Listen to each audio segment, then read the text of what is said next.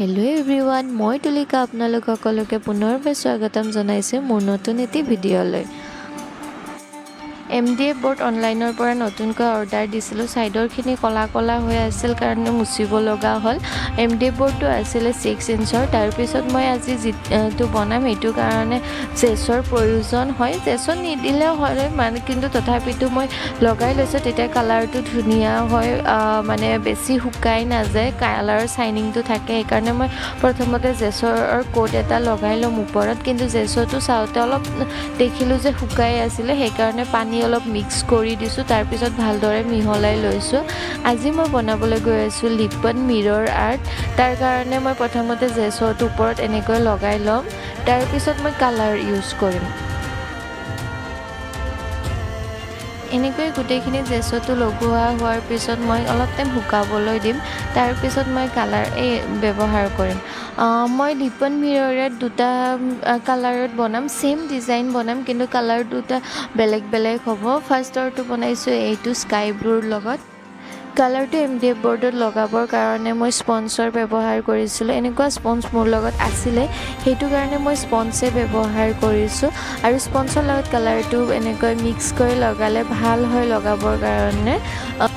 আৰু লগতে লিপন মিৰৰ আৰ্ট বনাবৰ কাৰণে মই মল্ডেড ক্লে ব্যৱহাৰ কৰিছোঁ, আৰু লগতে সৰু সৰু মিৰৰ বেলেগ বেলেগ শ্বেপত থকা ব্যৱহাৰ কৰিছোঁ। বাকীখিনি আপোনালোকে ভিডিঅ'ত চালে গম পাই যাব।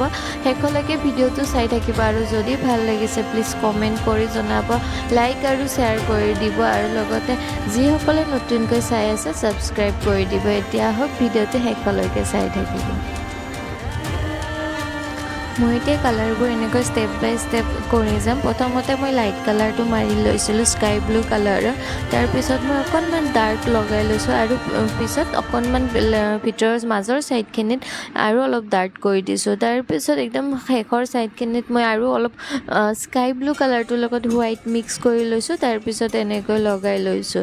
এইখিনি গোটেইটো শুকাব দিয়া হোৱাৰ পিছতে মই লিপন আৰ্টৰ কাৰণে মল্ডেড ক্লে ব্যৱহাৰ কৰিম, যিটো কাৰণে মই দুয়োটা ক্লে মিক্স কৰি ল'ম। এনেকৈ দুয়োটা ক্লে মই এটা জোখত লৈ লৈছোঁ, তাৰপিছত দুয়োটা সমান জোখত লৈ এনেকৈ ভালদৰে মিক্স কৰি ল'ম। ভালদৰে মিক্স কৰি নল'লে ক্লে দুটা পিছত নুশুকুৱাব, মানে ভাল নহ'ব কৰোঁতে, সেইকাৰণে ভালদৰে মই মিক্স কৰি লৈছোঁ।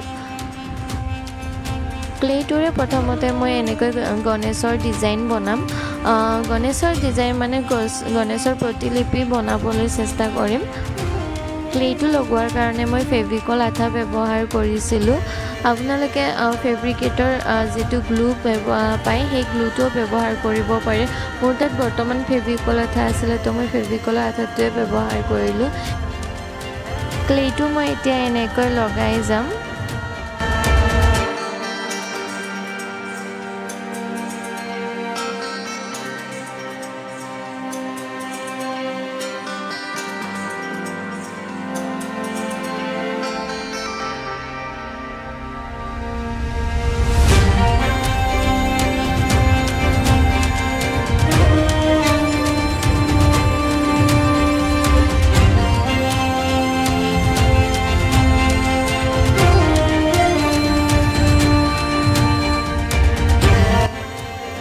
গোটেইখিনি এনেকৈ ক্লেটো লগোৱা হোৱাৰ পিছত মই প্ৰথমতে অলপ শুকাবলৈ দিম ক্লেটো, যাতে লাগিলেও হাতত মানে বেয়া হৈ নাযায়, সেইটো কাৰণে মই অলপ শুকাবলৈ দিম। কাৰণ বহুত ৰিস্ক থাকে, কিবা কাৰণত যদি মই কিবা কৰি থাকোঁতে লাগি যায়, তো মিছাতে আৰু ওলট পালতকৈ মই এৰুৱাব লাগিব, সেইটো কাৰণে মই প্ৰথমতে শুকাবলৈ দিম।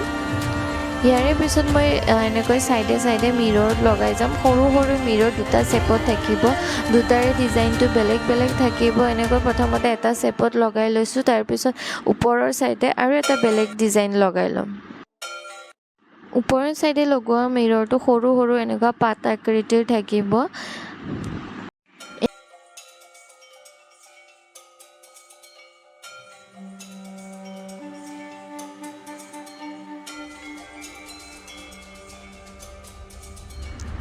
এয়া মিৰৰটো লগোৱা কমপ্লিট হৈ গ'ল। তাৰপিছত গণেশৰ যিটো মই লেপ বনাইছিলোঁ সেইটো প্ৰতিলিপিটোৰ ওপৰত গল্ডেন কালাৰৰ লগত কালাৰটো কৰিম।